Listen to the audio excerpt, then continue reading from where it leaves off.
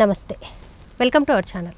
5 రాష్ట్రాల ఎన్నికల ఫలితాలు వచ్చేస్తున్నాయి ఈరోజు. సో ఆ 5 రాష్ట్రాల ఎన్నికల ఫలితాల మీద బీజేపీ ప్రభావం ఎంతవరకు ఉంది ఏంటి అనే దాని మీద సీనియర్ జర్నలిస్ట్ హేమసుందర్ గారిని అడిగి తెలుసుకునే ప్రయత్నం చేద్దాం.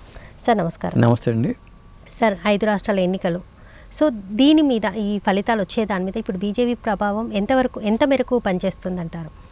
బీజేపీ దక్షిణాదిలో బాగా వేయాలనుకుంది. ఆ విషయంలో 100% సక్సెస్ అయిందని చెప్పాలి. ఎందుకంటే ఇక్కడ మోడీ కానీ అమిత్ షా వ్యూహం అంతా ఫలించింది. కానీ ఆ పప్పులు తమిళనాడులో ఉడకల. దక్షిణాదిలో బాగా వేయాలనుకుంది కానీ తమిళనాడులో బీజేపీ పప్పులు ఉడకలేదని చెప్పవచ్చు. ఒకటి, తృణమూల్ కాంగ్రెస్ని కాదనుకుని ఇవాళ మరి బీజేపీకి పశ్చిమ బెంగాల్ పట్టం కట్టడం అనేది మామూలు విషయం కాదు. ఓకే, ఎందుకంటారు? ఎందుకంటే ఎప్పటి నుంచో తృణమూల్ కాంగ్రెస్ అధికారంలో అక్కడ ఉన్న స్థానంలో మొట్టమొదటిసారిగా బీజేపీ బాగా వేయటం అనేది అది బీజేపీకి చాలా ప్లస్ పాయింట్. ముఖ్యంగా ఏంటంటే తృణమూల్ కాంగ్రెస్కి 107 వస్తే బీజేపీకి 180 సీట్లు వచ్చినాయి. అంటే 293 స్థానాలు ఉంటే 180 అంటే క్లీన్ స్వీప్ అయింది. అంటే మెజార్టీ వచ్చేసింది. గవర్నమెంట్ బీజేపీకి వచ్చేసింది. అక్కడ ఆ సర్వే ఫలితాలన్నీ కూడా అలాగే చెప్పినవి. కాబట్టి అక్కడ పశ్చిమ బెంగాల్లో బీజేపీ బాగా వేయటం అనేది ఒక ప్లస్ పాయింట్ అని చెప్పాలి. ముఖ్యమంత్రిగా సువేందును ఇంకా వేరే ఇంకొస్తున్నారు, వాళ్ళలో ఎవరు అవుతారనేది మనకు సెకండరీ. ఇక్కడ బీజేపీ సక్సెస్ అయ్యింది పశ్చిమ బెంగాల్ విషయంలో. తమిళనాడులో కూడా బాగా వేయాలనుకుంది. కానీ ఇక్కడికి వచ్చేసరికి తమిళనాడులో విజయ్తో సంప్రదింపులు జరిపినా కానీ విజయ్తో అలొగ్గల, పప్పులు ఉడకనట్టే. కాకపోతే ఇక్కడ బీజేపీ చక్రం తిప్పుద్ది ఇక్కడ కూడా. ఎందుకంటే విజయ్తో మళ్ళీ ఇప్పుడు సంప్రదింపులు జరిపి అక్కడ 2, 3 వస్తాయి బీజేపీతో, లేదా ఏఐడిఎంకే కూటమి బీజేపీ కలిపిగా పోటీ చేసినాయి. అక్కడ ఏఐడిఎంకే సపోర్టుతో కూటమిలాగా గవర్నమెంట్ ఫామ్ చేసే అవకాశాలు ఎక్కువగా ఉన్నాయి. విజయ్కి పూర్తి స్థాయి మెజార్టీ రాకపోతే ఓకే, అప్పుడు బీజేపీతో చక్రం తిప్పినట్టే, తమిళనాడులో కూడా చక్రం తిప్పినట్టే. కాకపోతే అది దూరం తమిళనాడు ప్రజలు బీజేపీని ఎప్పుడు యాక్సెప్ట్ చేయరు. ఇప్పుడు కూడా అదే జరుగుతుంది అక్కడ. భవిష్యత్తులో ఏం జరుగుతుందో చెప్పలేం. కానీ పశ్చిమ బెంగాల్లో యాక్సెప్ట్ చేశారు కదా, తమిళనాడులో కూడా చేయొచ్చాము. ఇప్పుడు అందుకని బీజేపీ తమిళనాడులో బాగా వేయాలంటే విజయ్ని కలుపుకోవడం తప్ప మార్గం లేదు. ఎక్కడ పవన్ కళ్యాణ్ తప్పుడు ఎట్లా ఫ్రెండ్షిప్ చేశారో విజయ్తో చేద్దామని తపంతోనే ఉంది. కానీ విజయ్ లొంగల. తమిళనాడు ప్రజల మనోభావాల విషయంలో ఆ విషయంలో కూడా విజయ్ లొంగకపోవడం కూడా అక్కడ ప్లస్ అయింది.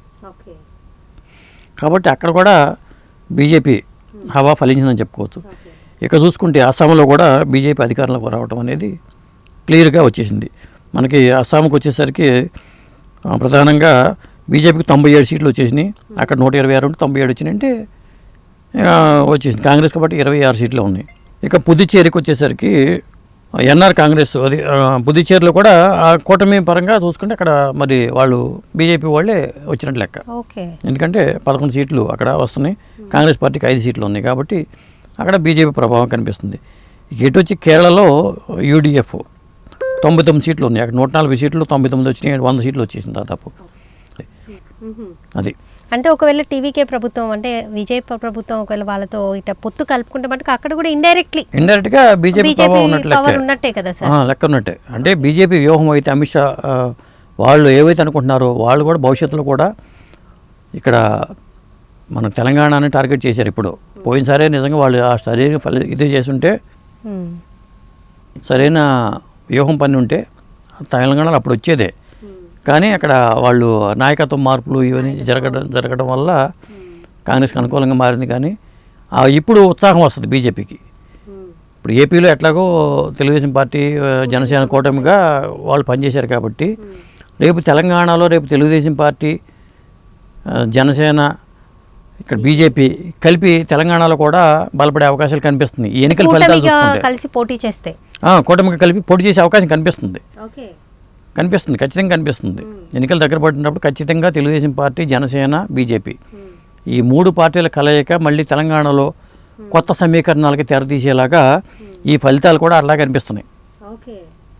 దక్షిణాదిలో పాగేయటంలో ఇప్పుడు తమిళనాడు దూరంగా ఉంది బీజేపీకి, తెలంగాణ దూరంగానే ఉంది, ఏపీ దూరంగానే ఉంది. అంతో ఇంతో తెలంగాణలో బీజేపీ ప్రభావం కొద్ది ఎక్కువ ఉంది. తమిళనాడులో లేదు, ఏపీలో లేదు, కానీ తెలంగాణలో ఎక్కువ ఉంది. కాకపోతే ఎన్నికలు వచ్చేసరికి ఇప్పుడు ఇవన్నీ చూస్తే ఏమైంది, దక్షిణాదిలో ఉన్న 5 రాష్ట్ర ఎన్నికల్లో బీజేపీ ప్రభావం 4 రాష్ట్రాల్లో బీజేపీ ప్రభావం ఖచ్చితంగా కనిపిస్తుంది. ఉన్నప్పుడు వాళ్ళకి ఒక నైతికంగా ఒక స్థైర్యాన్ని ఇచ్చింది. రేపొద్దున మళ్ళీ ఎన్నికలు వస్తే 3 ఏళ్ల తర్వాత 2029 ఎన్నికలు వస్తే ఖచ్చితంగా దక్షిణాదిలో మళ్ళీ తెలంగాణలో బాగా వేయడానికి స్కోప్ ఎక్కువ కనిపిస్తుంది. అది ఏపీలో ఉందని చెప్పలేం, కానీ ఎన్డీఏ కూటమి తెలంగాణలో బలపడటానికి అవకాశాలు మెండుగా ఉన్నాయి. ఓకే, తెలంగాణలో కూడా సార్ ఇప్పుడు టీఆర్ఎస్ ప్రభుత్వం కానివ్వండి, ఇప్పుడు బీఆర్ఎస్ అంటే బీఆర్ఎస్గా మారిన ప్రభుత్వం కానివ్వండి, వాళ్ళ దాంట్లో వాళ్ళకే జరిగే ఈ గొడవల కారణంగానే అంటే ఇప్పుడు కూటమి ప్రభుత్వం ఏర్పడుతుందంటారా మీరు? ఇప్పుడు కాంగ్రెస్ ప్రభుత్వం ఇప్పుడు అధికారంలో ఉంది. కాంగ్రెస్ పార్టీ ఇప్పుడు డిఎంకే బలంగా ఉందనుకున్నారు, ఏమైంది?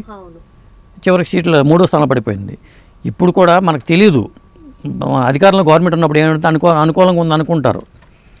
ఇప్పుడు గవర్నమెంట్ మీద వ్యతిరేకత ఉన్నప్పుడు అది తెలియదు, ఓట్ల రూపంలోకి వచ్చినప్పుడు తెలుస్తుంది. అది యాంటీ ఇన్కంబెన్సీ అంటారు దాన్ని. అది డిఎంకే అధికారంలోకి వస్తున్న సర్వేలని చెప్పి ఏమైనా ఊహించలేకపోయారు. అసలు ఎవరు ఊహించలేరు. అంటే జనరల్గా మనం డిఎంకే పార్టీ వస్తుంది, ఇప్పుడు రేపొద్దున మళ్ళీ ఇక్కడ కాంగ్రెస్ గవర్నమెంట్ మీద వ్యతిరేకత వచ్చింది అనుకోండి, బీఆర్ఎస్ బలపడుతుంది అనుకోవడం లేదు. అవును, తమిళనాడులో ఉన్న పరిస్థితి రిపీట్ అవ్వచ్చు.